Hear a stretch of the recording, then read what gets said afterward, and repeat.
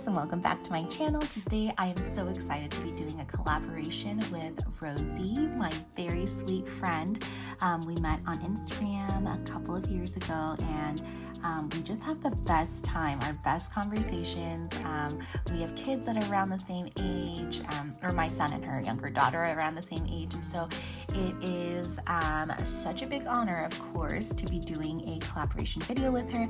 Today we're going to be talking about our Hobo Weeks, and both of us are always in multiple planners, and so I think it's going to be super fun to see how we use our Hobo Weeks in conjunction to our other planners. Now, there's going to be like a tiny bit of overlap, but I'm going to try to make it different from my planner setup video that I had already filmed before. So let's dive in. So my Hobo Weeks for me, if you watch my previous video, is my everyday carry. It is where I jot down information, and I will go into more depth of how I use my Hobo Weeks in this planner, in this video. And I have my monthlies. If you all know, you never see pictures of my monthlies on my Instagram. I never really talk about it because I don't love the monthly view. I don't know what it is about it. It's just not my favorite. And I'm okay with that. I might eventually go back and do, like, at the end of the month, like a highlight for each day. I think that will look really nice. I started off by putting some important dates for trainings, days that we had off, things like that. But yeah, we'll see where that takes us. I'm not really concerned about the monthlies, but I will start to talk to you about how I use my weeklies. And this is the best. I really, really love it. I'll start on this page. As you can see, your girl had COVID, so I was tracking symptoms and things like that. I was off on winter break at the time, and unfortunately I contracted COVID and I was sick for all of winter break. It was horrible. So I'm glad I survived and I was vaccinated, and I cannot imagine what it would have been like otherwise. But maybe this is not such a good week to start, but it could look like this if you're not on like a regular work schedule. You can track down symptoms for the day. I just cross out things that don't work for me. I highlight things that I need to pay attention to, and then I have something called the running task list. So every week I do this thing called the running task list. This is where I write down anything that I need to get done for the week. And this really helps me to figure out if I've gotten it done or not. So a lot of times the space is actually too small for anything other than appointments and something important that I know I must get done that day. But this running task list really helps me to figure out what day I need to get what done. And so when I'm on the go, need to write something down, I just put it in the running task list section, and then that's just how it goes.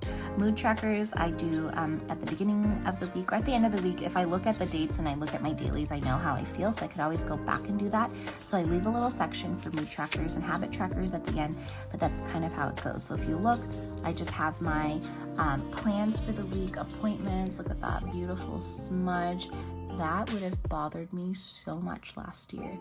It still does. I try to let it go. So that's a beautiful smudge there. My son decided to take his wet hands and touch my planner, and that's what happened. I do little doodles when I feel it, but really it's just my handwriting. And the mood trackers and habit trackers are what take the most time, but truly it really doesn't take more than 5 minutes to draw boxes and then copy this over every week. And then I have my running weekly tasks. So again, I have that section here. I'm experimenting with different things. Like last week, I just put nothing here, and then when I finished the task, I X'd it out. That was kind of confusing because my writing is really long and tall, so it kind of all blends together. So this week I tried putting little bullet point open circles, and then as I finished, I put little check marks on it, and the open ones are things that I didn't really get to. And I'm fine with that. So same thing here. I started doing the same thing. I put all my plans for the week, and I have my running task list, mood tracker, all that. So this is really what works for me in the Hobo Weeks, and that's how I'm using it.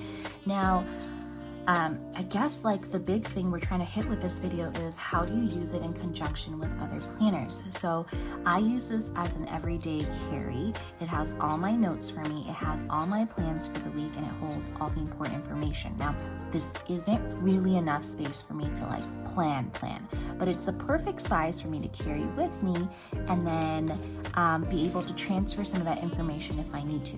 So there's two things that I do, two options that sometimes I'll be reading about something, researching something, and I'll need to add more information. Hobo Weeks has the back pages here, which are really great. And it starts like this. Hobo Weeks Mega, I'm sorry. So only the Mega has all these extra pages back here, and they're lovely. There's so many pages and they're just empty grids. So it starts off with my color swatch. I'm trying to keep this theme for the rest of the year. It's probably not going to happen, but these are pretty much my favorite tones. And then I've got a calendar, and then I have this index. So I left a few pages for the index, and I watched how Lindsay Scribbles did this, and she didn't document everything. This is my first time doing an index, so I had to reference other YouTubers, and I liked hers the best. So I write down the page numbers and different things that I need to access frequently or things that I feel like are important for me to have. I left 3 pages open for that. I know there's definitely more pages than that here, but I'm only writing down important things. So far I have like my period tracker, January, February, all the way through December, financial overview. I think that's kind of important for me. I've got my wish list and important contacts, and then as I start to document important things, I might put that on here, but really it's kind of freedom to do whatever you want. I can show you my period tracker, which I did on the other one. So sorry, it might be too much TMI, but I used a gray pen for this. I didn't want it to be like, but bam, here's my period. So it's in gray, it's subtle. I kind of like it that way. Then it starts my financial overview section, and then nothing's written in here, which is why I can show you. I just have January, and then I write financial overview, and I've highlighted it. So I'm still thinking about a way to make it all fit in here, but that's how I'm using it. So if you're wanting to stick to just the one planner, I feel like you can do it all in the Hobo Weeks. Personally, I just get greedy for planners. That's the reality. I cannot make up my mind, and I have commitment issues. So I have things like that. I have things like I have to cover this information, but you know, I was researching habits of highly effective people, and I can just jot down notes, and you have freedom to do that because you have so many empty pages in the back. You can just continue whatever it is that you couldn't fit in the front. Now for me personally, what I like to do is typically I will write down something in my weeks here, right? Like my dad's birthday, whatever.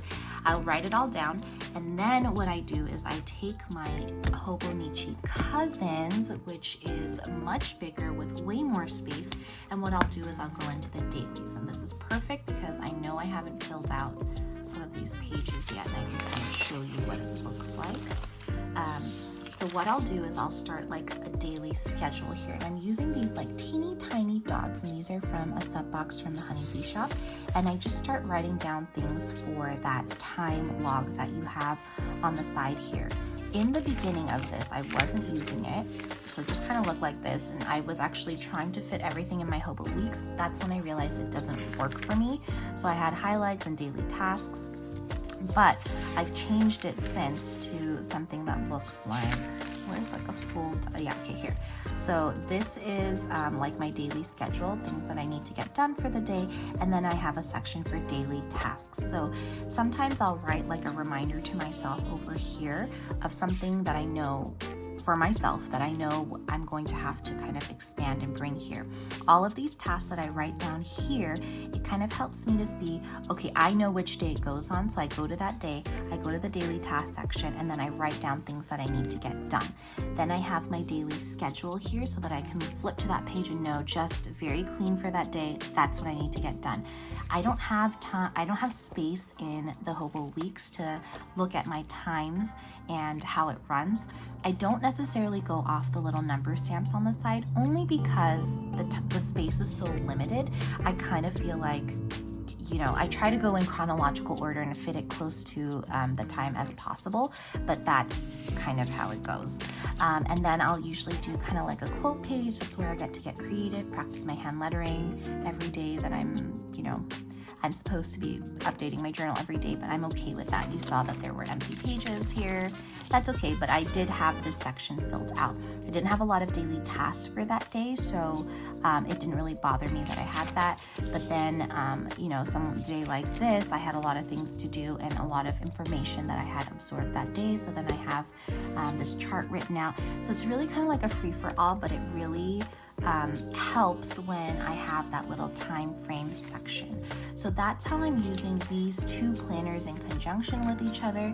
The weekly spreads are fun. Like this is like my last week's weekly spread. I love how it turned out. It's probably like my favorite spread of weekly spread of 2022 so far. Not that we've had that many weeks, but it's fun to go back in back plan and write down all the things so that you can get like a weekly view. But functionally, I would say, even if like, look, this is this week, I have nothing on it. Was my dad's birthday on Wednesday, but I don't really put anything here, and I don't stress myself out about using every single section. Really, if I have to cut it down to like bare bones, it's that running weekly task section here, all these schedules for the day here that I can write down quickly on the go, and then I transfer it here into my dailies. I will say I usually have this planner with me. However, it's not like an always thing, but these two together like make me so happy. I'm really excited for you to check out Rosie's video to see how she uses her Hobo Weeks in conjunction with her other planners. I think it's going to be fantastic. Her videos always are. So I hope if you're not following her already, which I'm sure most of you are, please give her a follow. I will link her YouTube channel and her Instagram in the comments or in the description down below. If you like this kind of video, if you want to see something new, please leave it in the comments. Please hit like and subscribe, and I will see you next time. Bye.